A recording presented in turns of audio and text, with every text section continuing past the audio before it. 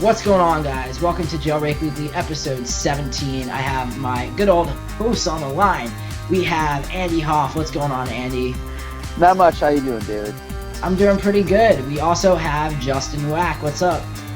Not too much. I finally got my computer back. Unfortunately, my studio is not set up. But next week, I will be back to hopefully sounding like, well, a god, apparently, because that's what these two say I sound like when I'm at my studio. So. Well, one step at a time. One step at a time. Yeah. You're getting back to yourself normal. Yeah. Yes. Yes.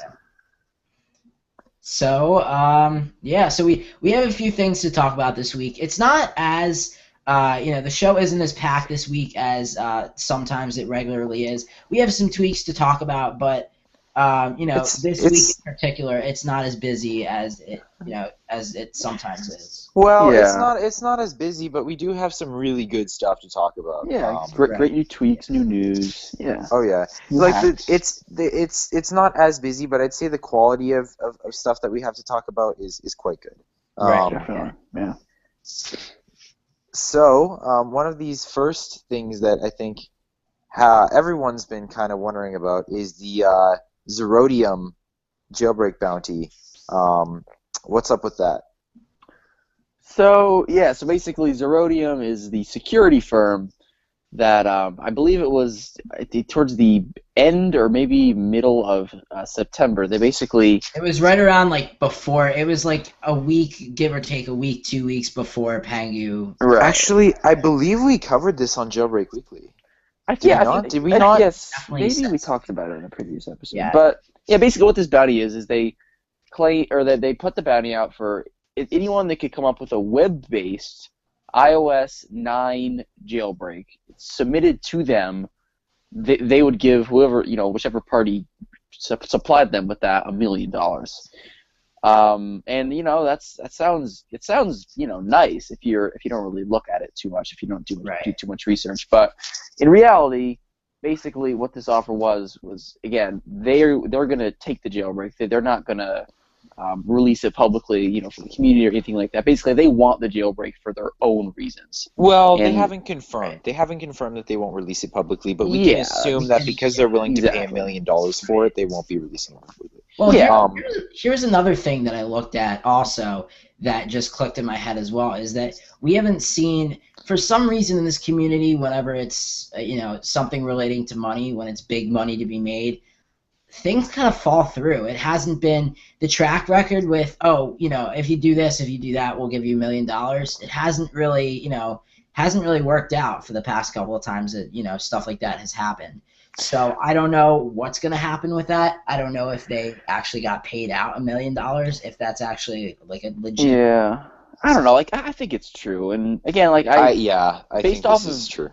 Yeah, based off of what we've kind of learned in this kind of basically based on what's happened in the past with security in this type of deal like this, these bounties are usually this would be sold to. This is just pure speculation, but usually it's sold to either some government somewhere that wants to use this or some sort of private. Actually, it's funny you mentioned government. I can't remember who it was that I read this on.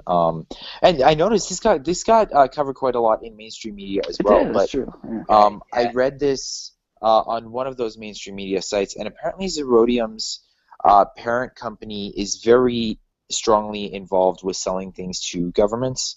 So we can assume, and I mean, again, we can't confirm this, but we can assume that this exploit is going to be sold to governments, which has a lot of security people up in arms right now. Yeah. Well, that's rightful. Not only just that, but it's extremely unfortunate because we haven't seen anything like this in a long time. It's been a while, so it would really be refreshing to see something like this come back again. Web-based jailbreak, yeah. Web-based. We haven't seen anything web-based since Jailbreak Me, since Comex's Jailbreak Me. So it's been a long time. So I'm ready to see this come back. I can't wait for this to come back. Will it though? That's my question. I don't know if it will. I'd say there's maybe a 5% chance if that this Zerodium one at least is going to get released to the public. What I will say though is that Well, not this Rhodium. I just meant in general, like. In general, yeah. Like what I will say in general, this Rhodium jailbreak does prove one thing. It is that this is still possible, even though iOS, is 6 years. What Jailbreak Me was what iOS 3. iOS 3, 4, whatever. I think it was 3, 4. 3 and 4, yeah. So even though iOS has progressed in its lifetime, like, we've gone several iOS releases without a web-based jailbreaking tool. This is still possible. So it's nice to know that it's still possible in a sense, I guess. And also, something else you have to keep in mind is it's very exciting that it's web-based, but it also makes it more sketchy because theoretically this could be weaponized much easier if it's web-based because users would, half the time, they wouldn't even know. Or possibly all the time, they wouldn't even know that they've been infected because it's web-based and it can infect without, connecting to a computer. Which is part. Oh, go ahead, David. Sorry. I was just gonna say I almost kind of wonder if it could be like an Xcode Ghost type situation as well, where they basically a hacker figures out a way to, and especially this could be really bad. It would make it 10 times worse if they open source the jailbreak, because then if they do that, what this would basically enable people to do is replicate this jailbreak and then bake something malicious into it. So it would make it 10 times worse. But David, I don't think they're going to open source this jailbreak because they paid $1 million for it, dude. Right. Like I really don't think they're going to. You know what I mean? Like if you're going to pay $1 million for a jailbreak, you want to keep it on the down low. I don't think you're going to be open sourcing it. Right. And Andy, what you said, going back to what you said for a second, where it is scary how you can just, sometimes the user can't even know. Why do you think governments want to buy this? That's the entire reason that governments want to buy this, which is entirely why a lot of security people in this community right now are quite angry about this development. And something I thought was interesting that came out of this whole Zerodium thing is the fact that the person or team, we don't know, who did this has remained anonymous. No one has taken credit for it. That's a huge point right there. And that's what I've tried. That's what I actually made. I know, selfless promotion again, but I actually made a little bit of a video just kind of outlining some of the things that we're talking about right now. And in the video, I did mention that we don't know who these guys are, and that's what makes it even more scary is the fact that we have absolutely no clue who these guys are. These could just be a couple of regular guys just sitting in their living room coding and whatever, which probably isn't at this point because it sounds like they're much bigger than that. Or this could be like people that if this technology gets in the wrong hands, who knows what they're going to do. So, I wouldn't say it's I wouldn't say it's a couple guys just coding as you put it. What I will say, though, is that there is a possible chance that this is someone who has stayed out of the spotlight in the community. Again, it's possible. It's also possible that it's someone that we know very well. I was going to say, wouldn't it be crazy? Wouldn't it be crazy if, after all of these years, someone that's just been dormant, throughout all of these years, and just randomly decides to come back and makes this jailbreak and makes this possible? Yeah, kind of crazy. But again, we don't know, and that's the thing is this jailbreak. There's so many unknowns about it, but I think that like I said, there's so many unknowns about this jailbreak. But I think that it's ultimately, I would say this is ultimately, it's kind of mixed because ultimately it's good for the community because it proves that this is still possible. Right. But it's also bad because if this gets sold to governments, which from the sounds of it, it most likely will be, that's one more thing that the governments have to use against the citizens of different countries and whatnot. That's true. Yep. All right. But again, either way, you're probably not going to be seeing it. Again, you're not going to be seeing it released. So don't. Again, we could never say never. As Justin Bieber's taught us. Right. Well, another point I wanted to bring up too is the fact that we've been talking about Zerodium's jailbreak, but the whole time, in the back of my head, I'm thinking, this could happen where, you know, it's possible. And because it's possible, it's showing developers, hey, look, if you put your mind to it, if you really want this to happen, if you gather up all the exploits you can find, there's a chance you could actually make this work.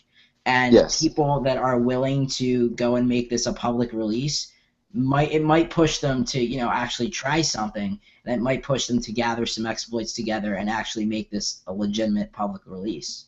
Yes, it is completely possible, but even that is way out there at this point. Yeah. Which is a shame because, you know, like those days, I wasn't around in the community for the whole Jailbreak Me days, and I wish I was, because from the sound of it, it was marvelous to just walk into an Apple store and jailbreak a phone at the Apple store. And, oh man, I had so much fun. Like I'd go into AT&T and just like like jailbreak all the iPads, all the iPhones. Oh man, yeah, no, that'd be nostalgic for sure. It was ridiculous, but. Well, speaking of web-based hacks, was the web browser for the Apple TV released today? I thought I heard something about that. That was perfect. I just have to do this. Yeah. I have to give you props for that. That was a great segue. I'd like to thank the Academy.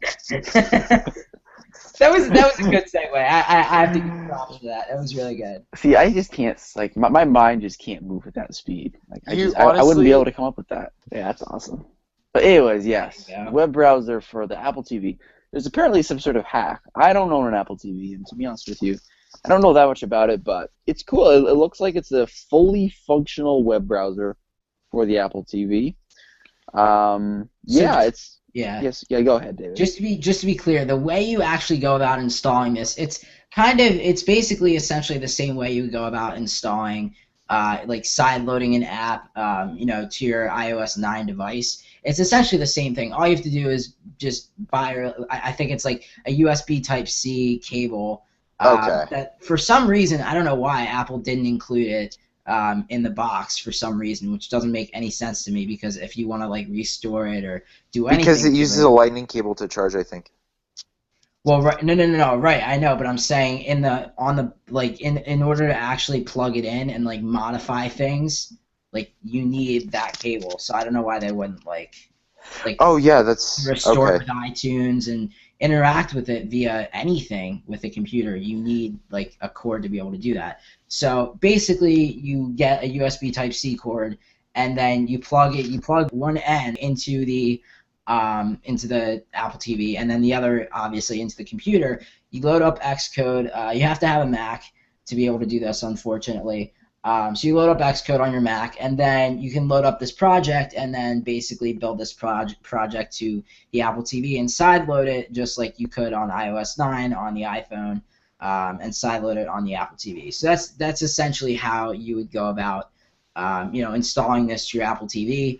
But yeah, I think this is an interesting concept. I mean, it's great that we saw this release because frankly, when I saw a video demo of this, I didn't think it was going to release, because we had seen basically essentially the same kind of deal with Comex's version of this on the Watch when he did this back, months ago. So that has yet to been, that hasn't been released yet. So that's it. I really just didn't think it was going to release because of that reason. Do we know who did this? Do we know who did this this web browser for the Apple TV? Yes, we do. Let me just pull it up real quick.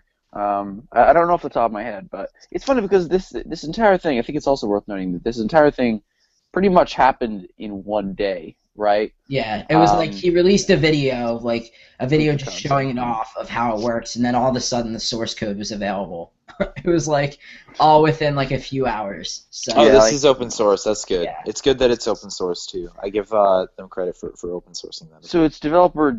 I'm just gonna spell it out because I'm not gonna be able to pronounce this. JVANAKKER. That is his hacker name. He's on GitHub. If you're listening to this, however he said that, you know who you are. So good job making this. Yes, and I believe on his GitHub, you can find the source code. We'll drop that in the description. if you guys want to check it out. Yeah, but yeah, it's good because it works well. Basically, how the web browser works is, I believe you click on the remote to basically the touchpad. You click in, and then it's going to show you the mouse. And you could click on links. There's also a mode that allows you to, of course, type in URLs and whatnot using like a virtual on-screen keyboard. So yeah, it's cool. I know the Apple TV is not a productivity device; it's an entertainment device. But I'm really surprised that Apple didn't include a web browser, especially with the touchscreen remote. Right. Like, I'm really surprised that they didn't include a web browser on this, some version of Safari, because I could really see a web browser being useful. Like, could you imagine with an Apple TV having that ability to just, you're in the middle of watching, I don't know, what show? Okay, Andy, what show do you watch on Netflix right now? What show do you watch on Netflix? Netflix, man, so much stuff. Psych, that's an awesome show. Psych? Yeah. Okay, so Andy, let's say you're watching Psych on Netflix, and you're like, okay, I wonder who plays, this specific character. Oh, let me just Google this. Yeah, exactly. It's kind of weird when you actually think about it that Apple didn't put a browser on the Apple TV. Or at least a scaled down version. Like, you couldn't actually specifically go into the browser like as in a separate app. But like if you were watching Netflix, you could hold down, the Siri button and say, Siri, who plays this specific character. Oh no, you can do that. You can do that, but. Oh, you can? I think so. I'm pretty sure they said at the keynote that you could do that, but I don't know. To me, it just seems kind of weird that you can't use a web browser on. Well, I guess you can now, but that Apple didn't include this. The one thing I will say is, so you said, I noticed you said you have to have a Mac. So does that mean you can't do it if you're on Windows, or you just? Well, basically, the way sideloading works is you have to have Xcode. And in order to have Xcode, the restriction of Xcode right now anyway is there's no Xcode for Windows. So that's basically the restriction for that. So since you need Xcode to be able to compile it like on the Apple TV, you wouldn't be able to use it if you didn't have a Mac, basically, is the downside to this. Oh, that's okay. Yeah. Well, I mean, aside from that, and aside from the fact that you have to download Xcode, which does take up quite a lot of space and is not the most user-friendly thing to do. This is really cool, I think. Yeah, definitely, and it looks fairly usable. Again, I haven't really got a chance to play with it, but it looks like it's useful. My only question is, I wonder if it's able to play videos. But who knows about that? I wouldn't be surprised if it could. It's an Apple TV. You think that's something that the developer would build into the browser? Yeah, okay, but again... Another question I have for this is, I don't remember seeing in the video, did he demo anything relating to Siri with this? Like, so there's no way, like, in terms of inputting, like, a web address. Like, I don't think so. Would you have to, so you have to input it. See, that's the downside to this for me, too, is that it takes, from what I've understand, because I actually went the other day into the Apple Store and used the Apple TV 4th generation for the first time.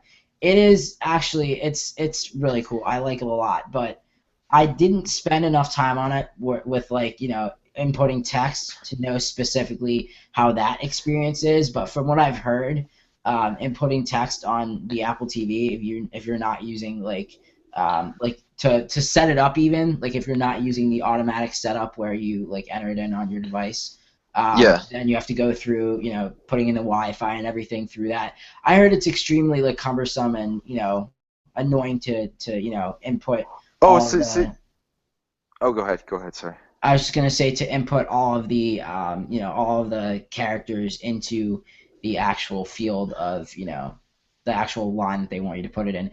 But the downside of that for me is the fact of having to input it that way and not being able to, press and hold on the Siri button and say, www dot whatever, and then press, say go or like, No, I haven't seen this video, so I can't confirm, but I would assume that it doesn't have Siri integration just because it's not built into like tvOS, you know what I mean? Which is what I would assume. But again, I could be completely wrong. If I am wrong, I'm sorry. I haven't seen this video. But I would assume that it does not have Siri integration. So, but I don't know. Either way, I think it's definitely a huge step forward for the Apple TV. Yeah. Yeah. I'm excited to see what they do with the TV because I think this could be a good step in the right direction. Cough, cough, jailbreak, cough, cough. Well, we'll just have to keep our eyes peeled for that one. I think it's definitely possible, and I feel like there is definitely someone working on it, but we'll have to see. That's all I'm going to say. We'll have to see about Hopefully, it. yeah. I guess it's time for tweaks now. So, tons of new tweaks. It's just been a really good time for that. Obviously, it's we're still the jailbreak for iOS 9 for 9.0.2 is still released relatively recent. So, lots of awesome new tweaks. It's been really awesome. Like I'm just reviewing tweaks and just using all these new concepts and whatnot. So jumping straight into it, we have Tactful. This is the first tweak we're going to talk about. This is available for free, and basically what this tweak does is it adds 3D touch support to Cydia. And it's not just it's very simple. It's not just the simple home screen shortcuts. It goes inside the app as well. So of course, on the home screen, if you 3D touch on the Cydia app, you have you have some shortcuts now. This isn't included in Cydia by default, so you have the option to refresh repos, add a repo, go to your recent installations, or search Cydia right from the home screen. This is again, it looks exactly perfectly native. It looks like it totally belongs there.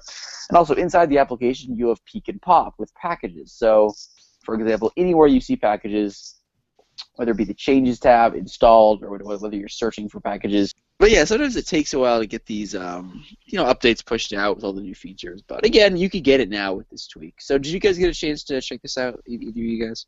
I did, actually. And I have to say, I really like this. I think it looks very native, like it should be there. And those are the kind of tweaks, again, and we keep bringing this up. In previous podcast episodes we had talked about this. It just looks jailbreak tweaks just look so good when they're native. It's like when they look like they're supposed to be there, it just looks so good, like so polished, and everything about it. It just looks really good. Like from the 3D touch gestures when you 3D touch on the Cydia app icon, you have the add repository and like search and then like refresh. I forget exactly like what all of them are, but pretty much everything you could want, as a 3D touch gesture is there basically on the app icon. So it's pretty nice. And then peeking and popping is also really nice too, because if I want to know more information about a specific jailbreak tweak, but I don't want to completely load it up, I just want to get a little of what it looks like, then I can do that. And then also, I think you can swipe up and just install it from there too, as well. Yes, you can. I forgot to mention that. Yeah. My question is, so let's say you peek and pop. Does it also get the ads in there too, or what is it?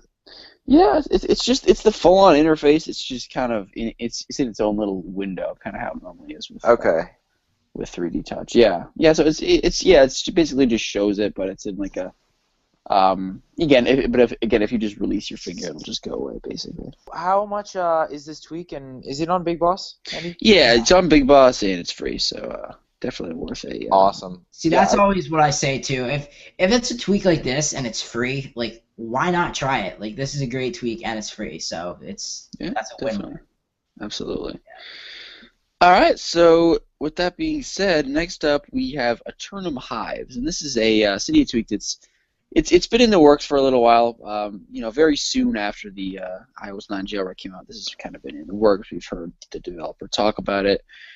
Basically, what this is it's kind of a continuation or a new interpretation of the older Cydia tweak, from iOS 8 called Aeternum. Basically, what Aeternum did originally was it gives you the Apple Watch user interface. It gives you like an Apple Watch-like interface on your home screen. Basically, it makes all the icons into circles, and it kind of looks like the Apple Watch. It's before the Apple Watch actually launched last fall. This is one of those things that was supposed to help users kind of get a feel for the device. And also, it's cool to play with even now, just to kind of have that watch-style interface on your phone. And again, how it just has all the little media icons and whatnot.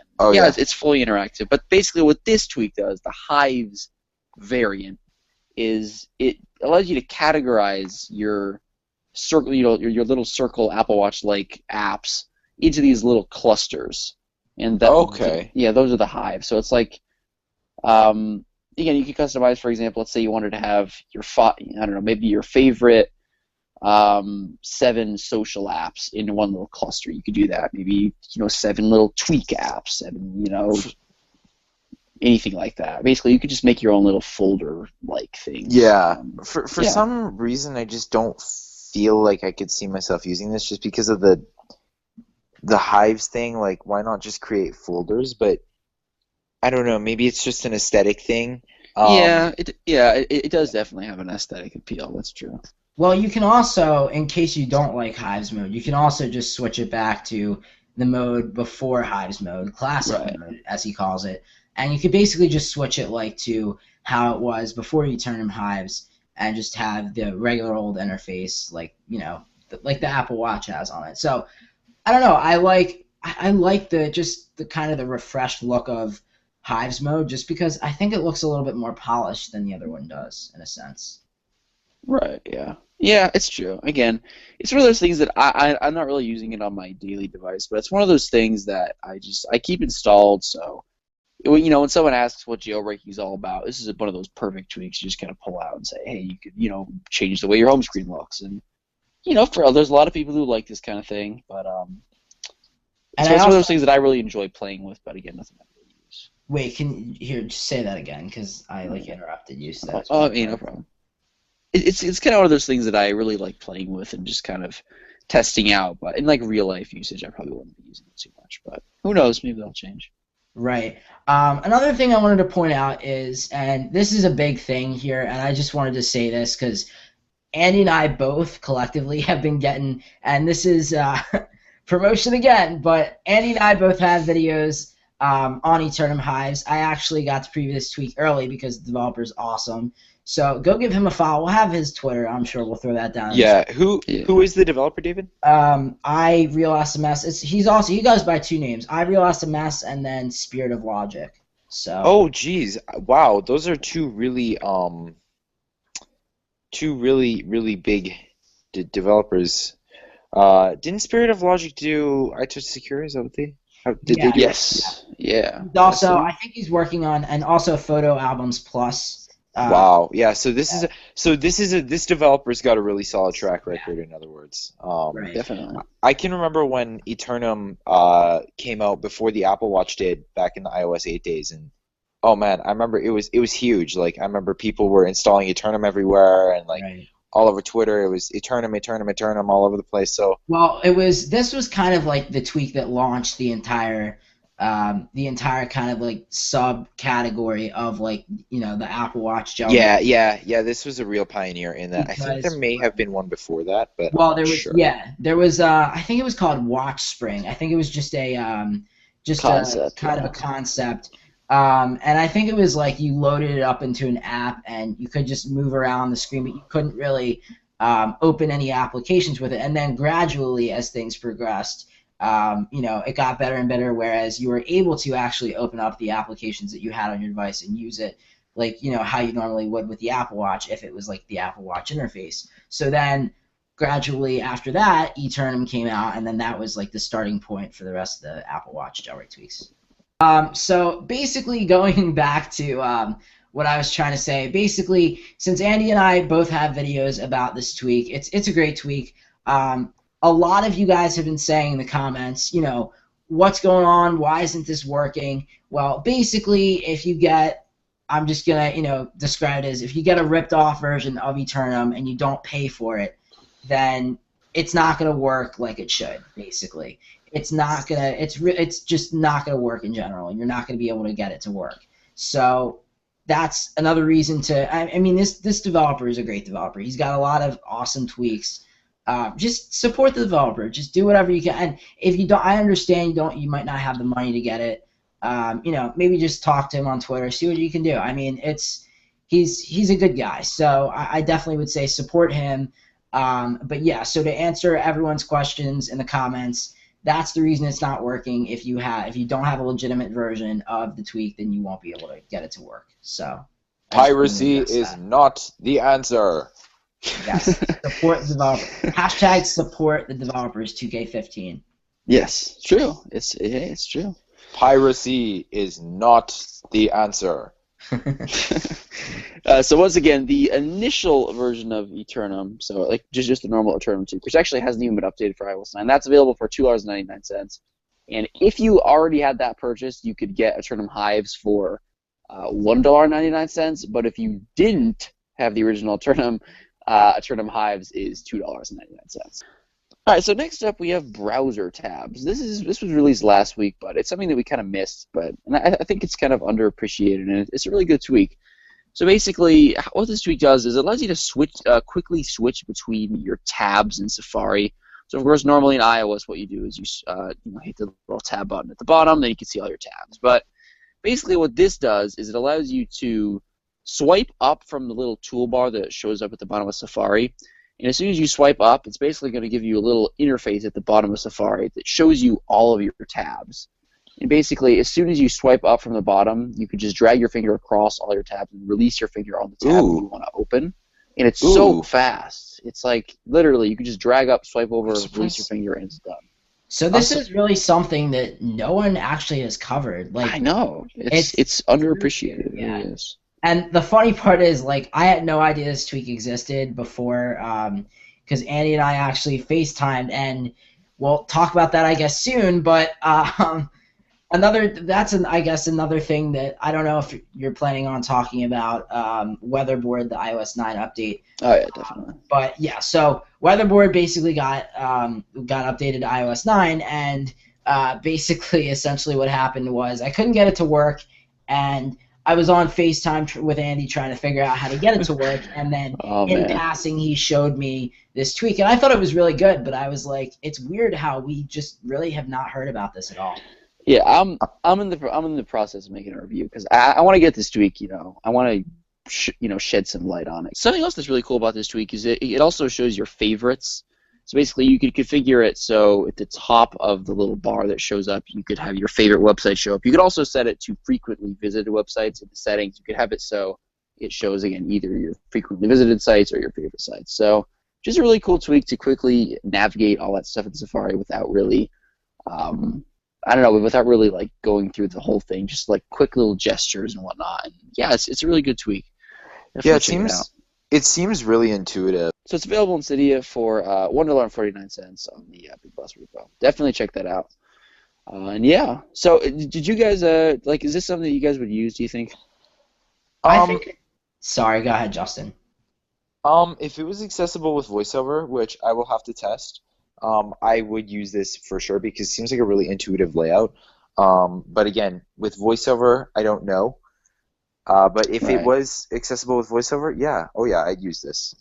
All right, cool. Yeah. What about you, David? Well, I probably would use this. It sounds like something that I probably as well would review too, because it just sounds like something that's nice and fluid and intuitive, and it sounds like just something that's so easy and and I guess good to use. I don't know. I feel like this is definitely something that should be covered. So hopefully. Here's to making a video for me, but I know you probably will if I don't, so you're going to make a video anyway, but yeah, so have fun with that. Yeah, definitely. I just need to do some editing for it, but either way, again, BrowserTabs, $1.49. So, and ladies and gentlemen, we have unmasked the competition between David and Andy of video making. We've unleashed the competition. We've unleashed the beast. Yes, we're beasts.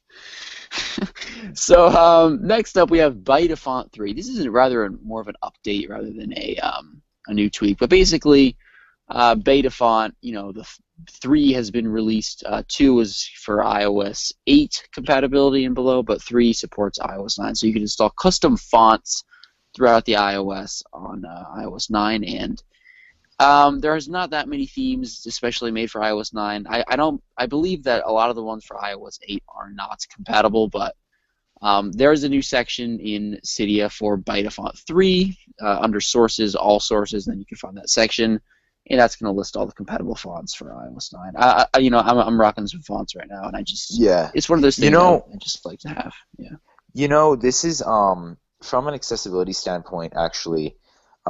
This was something I was talking about in my presentation that I did at JailbreakCon. If you haven't seen that, we can put a link in the description. Definitely.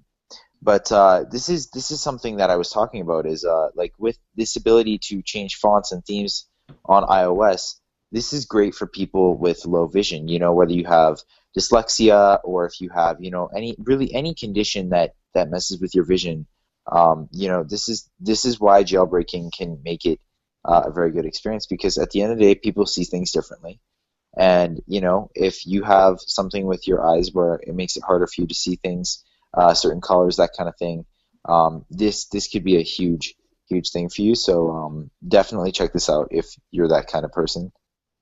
Absolutely, yeah, for sure. It's true. It's and also just for themers as well. Like, it has so many uses, practical uses like that, and also just people that are like messing around with customizing. Yeah, it's just one of those things, It's one of those customization things. I'm definitely using this all the time. I just have a question. Did Bytefont 2 not work properly? Is that the reason why? But because I know with iOS, with the whole iOS 9.1, like new emojis, they ported them over, and you were able to get it to work with Bytefont 2. So, yeah, that's the emojis portion of Betafont 2 did work in some cases, but the actual fonts portion didn't work. Okay. And basically, this is like the full deal. Everything's working. Right. So this is like the full update, full right. iOS 9 update. Okay. Yes. Yeah. So, David, is this something you'd use?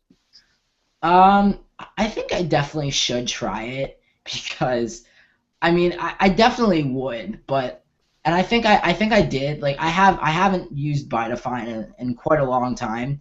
I used to use it like with my iPod, but I haven't used it like since iOS 6. So, oh man, that's crazy. I feel like this is the kind of thing that if you're a themer is like almost a must to have installed on your device. Yeah.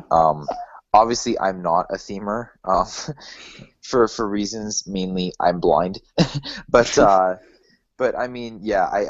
again, so I can't really comment on if I'd use this or not. But I think this is the kind of thing, these things kind of seem like the thing that you would just, as a themer, especially if you're really big into that, you'd have installed on your device all the time. So is that free on the Big Boss repo? Yeah, free on Big Boss. Or is it Big Boss? Or is it Mod My Eye? Mod My Eye. It's Mod My Eye. Okay. Mod My Eye. Okay. So the theming stuff is mainly on Mod My Eye, right? Yeah. Well, there's another one too, specifically for themes, I think, as well. There's what's it called? Maxity? Maxity, like yeah. I think pretty much most of fonts are handled through Mod My Eye, but okay. Obviously, I'm sure there's again, exceptions. As soon as I see the word theme in the package, I'm like, okay, next. But speaking of themes getting updated, was Ayeris updated for iOS 9? I thought I heard something about that. Yes, absolutely, and I am rocking it right now. It's just beautiful. It's basically Ayeris. It's been updated. There's been also some new icons added, some new icon support, and there's been some new wallpapers as well. So. Yeah, it's just good to have it back. Of course, you enable it through Weatherboard, and there's 3 new wallpapers. There's a new leaf wallpaper, new fall leaves. And there's also like a dark blurred interpretation of that, and there's this light blurred interpretation of it. Okay. So to make it clear, just to everyone listening, the old version of Ayeris was actually compatible with iOS 9.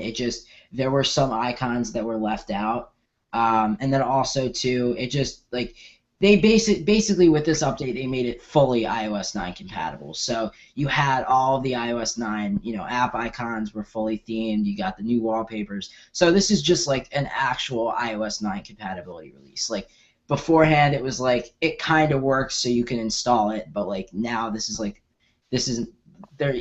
essentially just bringing iOS 9 compatibility in this update. So yeah. This is a Surenix package.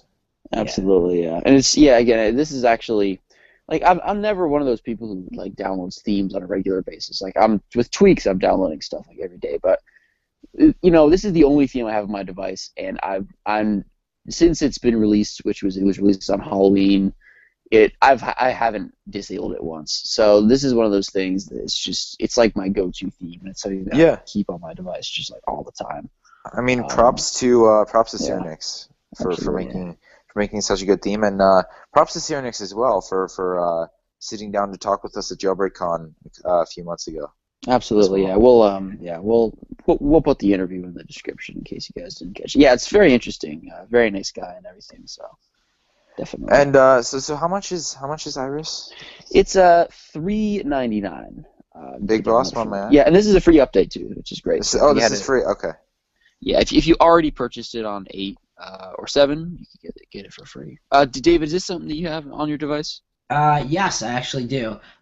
So mainly I use this is the main theme that I use on my device. I use this. I toggle between this and a theme called Ace N, which actually looks fairly cool. Sometimes, if I'm looking to like change up the way it looks a little bit, I'll switch to ASN. But if I'm looking for like the simplistic, elegant style of iOS that Surenix so elegantly perfected, then I will pick Ayeris. But yeah, so I toggle between those two. But yeah, so I have it on my phone. I love it. It just looks really nice. I think it's definitely a great theme. Definitely, yeah, for sure. And it's just great to see these updates coming out. Install this stuff. Back onto our device. So once again, Ayeris available for $3.99, but it's a free update if you already have it. All right, so we got a couple more tweaks. We have BreadCrumbArrow. This is for free. Oh, I saw a review on this, yeah. Yeah, so I just posted a review tonight, and I'm sorry, I'm making these oohing and awing noises because I know what this tweak does, and this is on my wish list right now because I'm getting so annoyed by those. Oh yeah. So basically what this first of all, let's just talk about what this feature in iOS 9. iOS 9 Apple added this feature that when you're in one app and you get redirected to another app, you have this option in the top left corner of the status bar to go back to the previous app. It'll say, for example, if I was in my Notes app and I clicked on a link to a Safari web page, I clicked on it, and then when I was in Safari, I'd have this little button that says back to Notes, and it's actually really handy because I'm not even kidding. My grandmother, my actual grandmother, has had this issue. It sounds stereotypical, but it's true. She gets in one area, she clicks on something, and she doesn't know how to get back because it's a different app. But this fixes that. It gives you the option to go back. But the only issue is you can't see what's going on in the left side of your status bar. Which is why I hate it. Yeah, it's blocked by back to, Notes or whatever. So basically what this tweak does is it allows you to just, have that back button, but it also allows you to have, to see your left-hand side of your status bar. And the way that it does this is, as opposed to saying back to, and then the application name, it just says the application name. So it'll just say Notes, and it'll also have all that other stuff. See, why did Apple not do this? That's what I'm not understanding. I think it's just clarity. Why did they not do this? I know. I find it so annoying. I will be, I'll have got a text from someone, and then I'll just, browse my messages, and then I'll go look to see how my Wi-Fi signal is doing, or, I put my phone in airplane mode before I go to bed every night, so I'll go look to see if I remember to put it in airplane mode and stuff like that. And I can't because this stupid back to, whatever, Twitterific or back to Skype or whatever is in the way. And I'm get out of here. Let me see my status bar. But then in order to do that, I have to go either press my home button or go back to that app. It's annoying, and I don't understand why Apple didn't think of this and say, hey, hello, what are we doing here? Why don't we just put the name of the app? Common sense would tell you, that that's where you were before. Previously, wasn't there a Jailbreak tweak that did something? Well, I kind of did the parallel to this, where I think it was called Breadcrumbs Away. Yeah, I think basically what that allows you to do is allows you to just swipe them to completely dismiss if you wanted to. But so there were a few that kind of let you have access to this. Yeah. So the next week is Weatherboard. This is an update for iOS 9 compatibility. It's available for $1.49. However, if you own the iOS 8 or the iOS 7 version, I believe it is a free update. I know if you own the iOS 8 version, it's a free update. I'm not sure about the 7 version, but again, if you're a new customer, it's $1.49. Basically, what Weatherboard does is it's an awesome tweak that allows you to basically have these great like weather overlays on your device. So there's awesome weather effects to configure. If you go into your settings, open up the preferences for the Weatherboard too. There's an overlay option which allows you to have these awesome live like animated weather effects on top of your wallpaper. And again, that's overlay. And then there's also the night section and the day section. And these are just the weather effects, just independently. And they're kind of their own wallpaper as well. It's a little bit hard to explain, and I will have a video up on this very soon. I think David might too, so we'll drop those in the description as soon as they're up. But yeah, it's just really nice to have these effects. Like one of my favorite ones is the severe thunderstorm. Like even if it's an overlay or if it's not, it just looks super cool to have like lightning going across your screen and stuff. It's just one of those awesome like crazy jailbreak tweaks. Is this something you use, David? If it would work right, definitely. Oh yeah, you're having some issues with that. I remember some technical issues, but as soon as I get it to work, as long as it's not a complete battery killer, because thankfully, as of right now, for the iPhone 6s, I'm seeing relatively good battery with it. Like my 5 just ate, like it literally ate with the combination of tweaks I had on my phone. It completely ate through the battery within 4 or 5 hours. It was bad. So I had bad battery life on my 5. So I'm glad, and I thought the jailbreak when I got it, it was going to kind of make my battery life deplete a little bit just because of the amount of tweaks that I knew I was going to be installing and the content of the tweaks I knew I was going to be installing. But I've been pretty good so far. There hasn't really been anything that's drastically altered my battery life. So that's why I'm kind of a little bit wary of this tweak as well, because I know this probably would hinder the battery life a little bit, because obviously it takes a little bit of battery life to do, the live backgrounds and stuff with all this. But yeah, I don't know. I think it definitely does really look cool. I've had this purchased for a little while now. I used it back when it first came out. Did it first come out on it first came out on 7, right? Yeah, it was like 7.0, yeah. So I purchased it on 7 at first, and then I used it for all of iOS 8, and then now iOS 9. I'm trying to figure out how to get it to work on my phone. Worst comes to worst, I'm gonna Cydia Impact. just for Weatherboard, right? It's all worth it. Yeah, totally. Yeah, but yeah, this is something that I'm running it right now. I don't really like to comment on battery because it all depends on the age of your device, this current status of your battery, what device you have, what other tweaks you have installed, what apps you have installed. It's that's also too why with the iPhone 5, how obviously the battery is going to be worse than the 6s, but right, yeah. But I will say I think I've seen a definite decrease, but again, that's understandable. It's literally running like a full video in the background all the time, and this is one of those things that I recommend that you enable for a while just to enjoy it, and then maybe disable it for a little while when you don't need it. But I don't know, who knows? Maybe you'll have a different experience. But this is just one of those tweaks. I love it.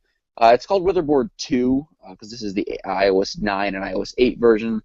The original Weatherboard is just normal Weatherboard, but again, this is Weatherboard 2 for iOS 9 and for iOS 8, $1.49, and it's just awesome.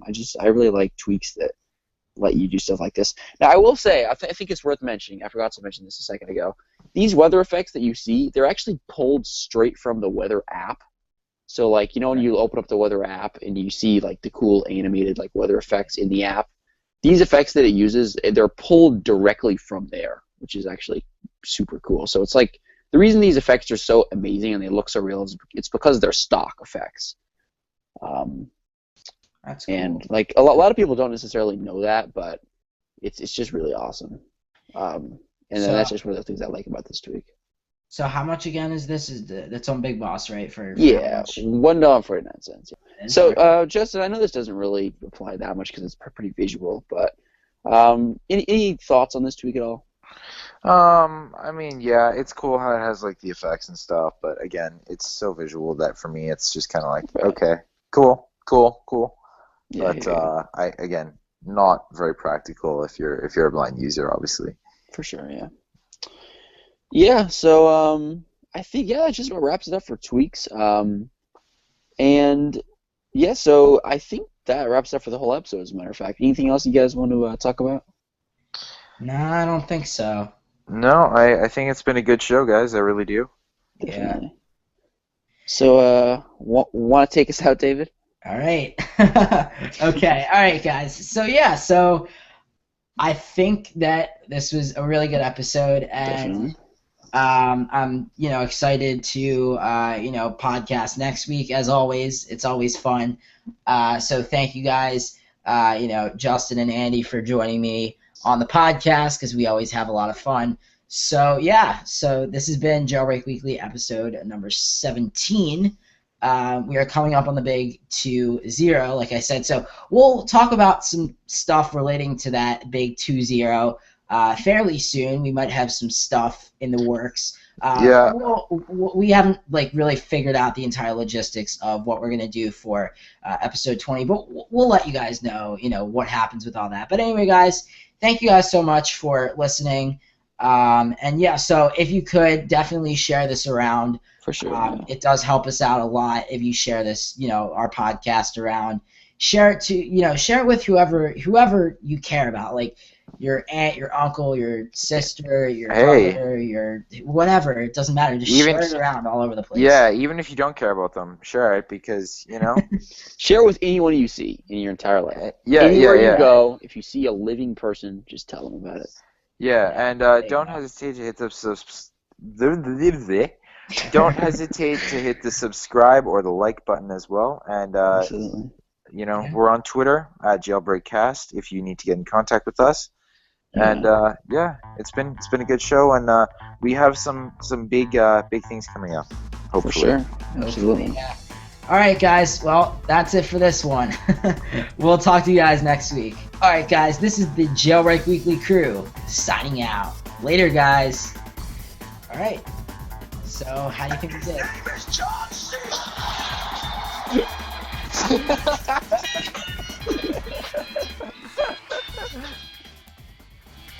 We messed up a lot while recording this episode. Here are some bloopers, and as always, enjoy. I'm talking to me partially too, in fairness. Oh yeah. What? Okay, I'm sorry. I didn't do that. What was that? Oh, I'm done. Dropped mic. Drop the mic. Okay, well that was very interesting. Don't let your dreams be dreams. Oh my! Why does everyone quote that? I don't even know what the hell that means. Yesterday you said tomorrow, so just do it! Why does everyone quote that? Nothing is impossible! Just do it! It's like, what the? Why does everyone have to enjoyed quote that? Why? Stream. I don't understand. I have heard that phrase like 20 times in the last 2 days. It's Shia LaBeouf, that's what it is. It's Shia LaBeouf. Wait, is Shia LaBeouf that? What is Shia LaBeouf? That's It's Shia LaBeouf. He's just crazy, that's all I have to say. Is it the video of is it like a song or no? No, he's a person. He's an actor. Oh. He's the one, like the Transformers movies. Okay.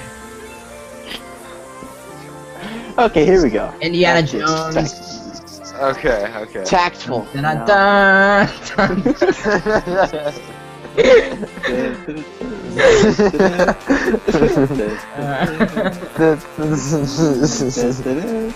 I miss Indiana Jones. That was like my childhood.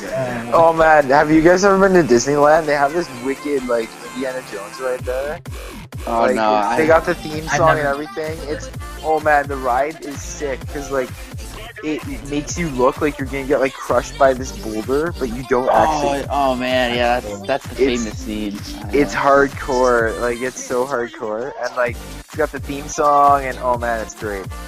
I like the Temple of Doom. Everyone hated that movie. I've never seen the Indiana Jones movies. Go figure. You should check them out. You get it in your status bar, and you also. Justin, what happened? Justin fell off some sort of... Oh, by falling, I can't get up.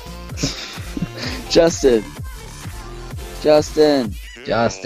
wake up. You just fall asleep and like it's pissed. That's actually what it says. Make champ a beer. All right, here we go. Are we gonna do it? Wait, I don't have it installed though. Oh my god, this is perfect. I thought there was a tweet that did this. Oh, this is perfect. It's just not, it's like frozen the whole iPod. I know. Part of the effect. His name is John C.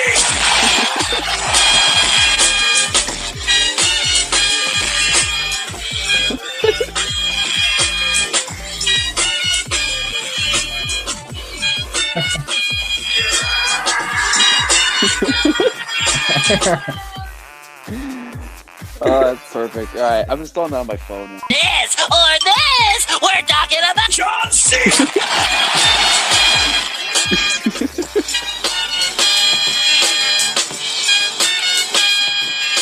If you're Patrick, then who's that? John C. Who's that Pokemon? It's John C. Hey, settle down. Take it easy. What the John C. All right, everyone, hands up right now. Who's doing this? And his name is John C.